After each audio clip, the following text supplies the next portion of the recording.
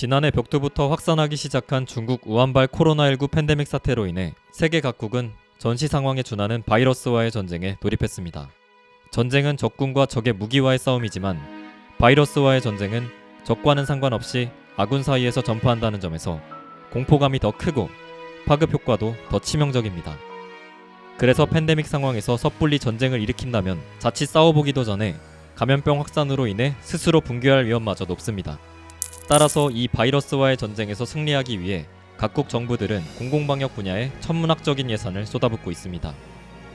동시에 팬데믹은 세계 각국의 경제 성장률도 끌어내렸습니다. 과거 주요 세계대전은 경제대공황과 전염병 확산이 결정적 촉발 원인으로 작용했습니다. 따라서 코로나19 세계적 대유행은 세계전쟁을 촉발한 두 가지 원인을 모두 내포하고 있습니다. 그만큼 현재 국제정세는 언제 전쟁이 터져도 이상하지 않으리만큼 비상한 상황에 놓여 있습니다. 어느 국가라도 의료붕괴 사태가 발발하면 정치와 경제 상황이 급격히 불확실성 속으로 빠져들 수 있습니다. 이는 자칫 내부적으로 통제불능 상태로 돌입할 가능성이 그 어느 때보다 높다는 것을 의미합니다. 이럴 경우 일부 국가의 집권층은 내부에 축적된 알력을 외부 요인을 통해 해소하기 위해 전쟁이라는 모험을 감행할 가능성이 높아졌습니다. 이런 불안에 대비해 지난해 세계 주요국들은 즉각적으로 군비 지출을 늘렸습니다. 우선 국방비 천조국이라 불리는 미국은 세계 전체 국방비의 39%를 차지하며 1위를 지켰습니다. 미국이 일명 천조국으로 불리게 된 까닭은 한때 연간 국방비가 한화로 1천조 원에 육박했던 것에서 기원했습니다. 2위로는 미국의 뒤를 이어 중국이 13%를 점유했습니다. 스톡홀름 국제평화문제연구소는 지난 4월 26일 발간한 2020년 세계 군비 지출 흐름 보고서에서 2020년 전 세계 국방비 지출 총액을 1조 9,810억 달러, 약 2,200조 8,910억 원으로 추산했습니다. 2019년보다 2.6% 늘어난 수치입니다. 이는 시프리가 관련 집계를 시작한 1988년 이래로 가장 높은 증가세입니다. 시프리는 세계 대부분 국가가 코로나19 팬데믹으로 심각한 경기 침체를 경험하면서도 군비 지출은 늘렸기 때문이라고 분석했습니다. 군비 지출 증강 추세에 발맞춰 한국도 지난해 군비 지출 점유율 2.3%로 세계 10위를 기록했습니다. 그렇다면 우리 대한민국의 국방력과 국가적 위상은 과연 어디쯤 도달해 있는 걸까요? 세계 주요 강대국, 특히 유럽 국가들은 고대에서 근대 시대에 이르는 동안 국가의 정치적, 경제적 위기를 식민지 정책으로 해결하곤 했습니다. 힘에 의한 침탈과 수탈, 그야말로 약육강식의 시대였던 것이죠. 이런 식민지 정책은 두 차례의 세계대전을 치르면서 도덕성에 치명타를 입게 됩니다. 이후 1945년 10월 24일 국제연합 유엔이 창설됨에 따라 식민지 정책은 동맹 정책으로 변모해가게 됩니다. 그런데 유엔 창설 당시 두 민족이 나라 없는 민족으로 남아있었습니다. 바로 유대민족과 한민족이었습니다. 그래서 유엔 주도로 이스라엘에 이어 1948년 12월 12일 이스라엘에 이어 1948년 12월 12일 대한민국이 독립국가로 탄생하게 됩니다. 국제사회가 대한민국을 유엔의 자식이라고 부르는 까닭도 여기에 있습니다. 그러나 유엔 승인 1년 반 만인 1950년 6월 25일 한반도에는 한국전쟁이 발발하게 됩니다. 한국전쟁 발발 당시 겨우 일제식민지로부터 벗어난 남한의 군사력은 보잘것없었습니다. 한국민족문화 대백과사전에 따르면 남한 육군이 보유한 무기는 곡사포 91문, 대전차포 140문, 박격포 960문, 장갑차 24대에 불과했습니다. 특히 북한은 전차 242대를 보유한 반면 남한은 단 한 대의 전차도 보유하지 못했습니다. 전력 열세는 해군의 상황도 별반 다르지 않았습니다. 북한이 어뢰정 30척을 보유한 반면 남한은 단 한 척의 어뢰정도 보유하지 못했습니다.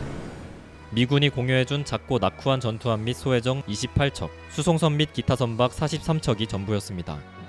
공군의 전력 차이는 더더욱 극심했습니다. 북한이 전투기 및 폭격기 211대를 보유한 반면 남한은 연락기 및 연습기 22대가 전부였습니다. 단 한 대의 전투기나 공격기도 없이 전쟁을 치러야 했던 것입니다. 한국전쟁이 발발하자 유엔은 즉각 안보리를 열어 북한군 철수 결의안을 채택했습니다. 그러나 북한이 이를 무시하자 이틀 뒤 소련이 불참한 가운데 파병안을 결정하게 됩니다. 1953년 7월 27일 휴전협정이 체결되기까지 3년 1개월에 걸친 전쟁 동안 미국 등 16개국으로 구성된 유엔군은 한국전에서 숱한 희생을 치렀습니다. 그 결과 부산에는 세계 유일의 유엔군 묘지인 유엔 기념공원이 세워졌습니다. 휴전 이후 유엔은 유엔 한국통일부음위원회와 유엔 한국재건단을 설치해 전후 복구 사업을 펼치게 됩니다. 인천판 유리공장, 문경 시멘트 공장, 국립의료원 등이 유엔 한국재건단의 도움으로 세워졌습니다. 유엔 아동기금 유니세프와 유엔 교육과학문화기구 유네스코 등 유엔 산하기구들도 긴급구호와 원조에 나섰습니다. 유네스코는 교과서를 인쇄하는 대한문교서적 인쇄공장을 지어줬습니다. 반기문 전 유엔 사무총장도 유네스코 기증문구가 찍힌 교과서로 공부했었다고 회고한 바 있습니다. 2021년 현재 대한민국은 비공식적 핵 보유국인 북한이라는 적과 67년째 휴전 상태를 유지하고 있습니다. 한국을 방문한 경험이 있는 외국인들은 한국인들이 핵과 북한이라는 적을 머리에 이고도 어떻게 급속한 경제성장을 이루어냈는지, 또 가정으로 돌아가 평화롭게 잠자리에 들 수 있는지 이해하기 어렵다고 의아해합니다. 그동안 한국이 이룬 성과에 세계는 놀라움을 표하고 있는 것입니다. 한국은 2019년 10월 25일 세계무역기구 WTO에 의해 개발도상국 지위를 포기했었습니다. 한국은 더는 개발도상국이 아니라는 것이죠. 급기야 올해 7월 2일에는 유엔 무역개발회의 운쿠타드에 의해 한국은 공식 선진국으로 지위가 격상되었습니다. 더욱이 운크타드 57년 역사 이래로 개발도상국에서 선진국으로 격상한 최초의 국가라는 영예도 함께 거머쥐면서 말이죠. 그렇다면 한국의 주요 국가 순위는 세계 몇 위일까요? 올해 3월 15일 경제협력 개발기구 발표에 따르면 한국의 국내 총생산은 1조 6,240억 달러로 세계 9위를 달성할 것으로 전망하고 있습니다. 더 나아가 경제력과 외교력을 포함한 한국의 국력은 G8, 즉 세계 8위에 도달해 있습니다. 유엔이 창설되었던 76년 전만 해도 나라도 정부도 없이 거의 세계 최빈국이었던 민족에서 세계 8위 국가의 반열에 오른 것입니다. 한편 앞서 언급해드렸던 군사력 순위에서도 큰 변화가 있었습니다. 72년 전 단 한 대의 전차와 전투기도 없던 한국은 현재 군사력 6위의 국가입니다. 세계 각국의 군사력을 평가해 순위를 산출하는 글로벌 파이어 파워에서 올해 한국의 군사력을 종합 6위로 평가했습니다. 즉 한국은 140개국 중 139번째로 천연 부존 자원이 거의 전무한 데다 인구수 세계 28위인 나라가 세계 8위의 국력, 9위의 경제력, 6위의 군사력을 보유한 것입니다. 일부에서는 이런 한국의 눈부신 발전에는 미국의 도움이 절대적이었다고 주장합니다. 아주 틀린 말은 아닙니다. 그러나 미국의 도움만으로 한국의 이 같은 발전상을 모두 설명하기엔 석연치 않은 구석이 있습니다. 일례를 들어보겠습니다. 지난 8월 31일부로 미군이 완전 철수한 아프가니스탄과 한국을 비교해보면 그 차이가 확연히 드러납니다.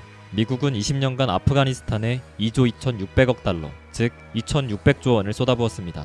미국의 올해 국방 예산이 7,529억 달러, 즉 840조 원이라는 점에서 아프가니스탄에 지원한 규모는 미국 국방비의 3년치에 해당하는 천문학적인 규모입니다. 그런데도 아프가니스탄은 발전은커녕 대통령은 미군 철군이 시작되자 국외로 도주해버렸습니다. 미국이 아프가니스탄에 쏟아부은 돈이 얼마나 큰 돈인지는 한국의 국방 예산과 비교하면 더욱 확연해집니다. 올해 한국의 국방비는 52조 8,401억 원입니다. 무려 한국의 국방비 50년치를 미국은 아프가니스탄에 쏟아부은 것입니다. 더구나 30만 명이라던 아프가니스탄 정부군은 실제로는 5만 명에 불과했습니다. 따라서 미국의 지원을 받았던 이라크, 이란 등 국가의 현주소와 비교해보더라도 한국이 오늘날 이처럼 발전을 이뤄낸 배경을 미국의 지원만으로 설명하기에는 불가사의합니다. 미국의 도움에 더해 한국 스스로의 역할이 더 큰 비중을 차지했다는 분석이 나오는 이유입니다. 최근 미국의 비즈니스 인사이더지는 세계 10위권으로 도약한 한국 해군이라는 제목의 기사를 보도했습니다. 비즈니스 인사이더지는 기사에서 한국 해군은 무기체계 거의 모두가 독자적 기술력으로 개발한 자국산 무기라는 독보적 특징을 가지고 있다고 극찬하고 있습니다. 이러한 한국의 자국산 무기로 이룬 군사력의 특징에 대해 미국, 러시아, 중국에 이어 세계 4번째 국가로 평가하고 있습니다.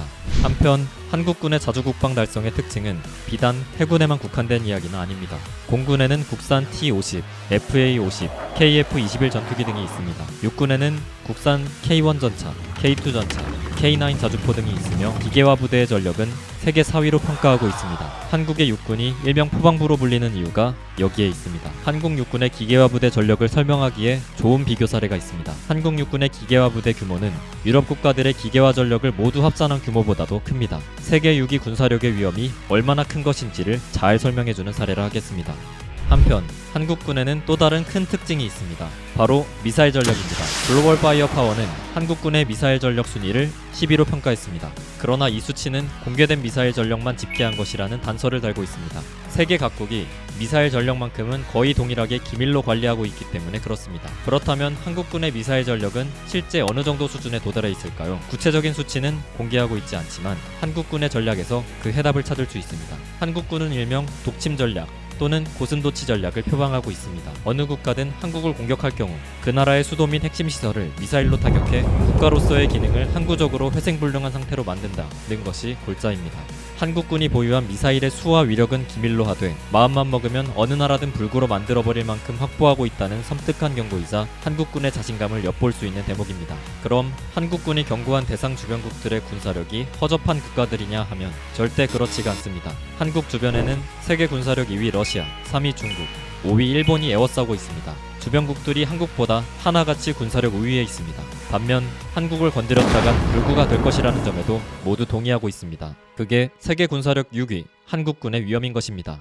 지금까지 ROK 디펜스 밀리터리 유튜브 채널 개국 영상으로 우리 군의 역사에 대해 개괄적으로 살펴보았습니다. 이후 영상부터는 덩치만 불렸지 당나라 군대로 불리는 중국 인민해방군과 여전히 섬나라의 고질적 특성을 극복하지 못하는 일본의 갈라파고스적 자위대, 그리고 한국군의 전력과 무기체계별로 비교 분석해보려고 합니다. 나아가 비약적으로 발전을 거듭하고 있는 한국의 방위산업 소식과 우리 군의 무기체계 전력화 사업에 대해서도 발빠르게 소개해드리도록 하겠습니다. 그 끝을 예단하기 어려울 정도로 장기화하고 있는 팬데믹 사태로 지친 독자분들에게 긍정적인 뉴스 위주로 주제를 선정해 영상을 이어갈 계획입니다. 한국군 전력 증강 소식 위주 주제 선정, 해외 외신의 한국군 평가 뉴스 번역 및 평론, 뉴스 너머 뉴스, 행간을 읽어내는 심층 분석 뉴스로 독자분들께 다가갈 것을 약속합니다. 해외 외신 기자 경력을 토대로 들어서 기분 좋아지는 소식들을 영상에 담아내겠습니다. 독자분들의 지속적인 관심과 응원을 기대합니다. 여러분의 의견을 댓글로 남겨주시면 가급적 원고 작성과 영상 제작에 반영하겠습니다. 이상 ROK 디펜스였습니다.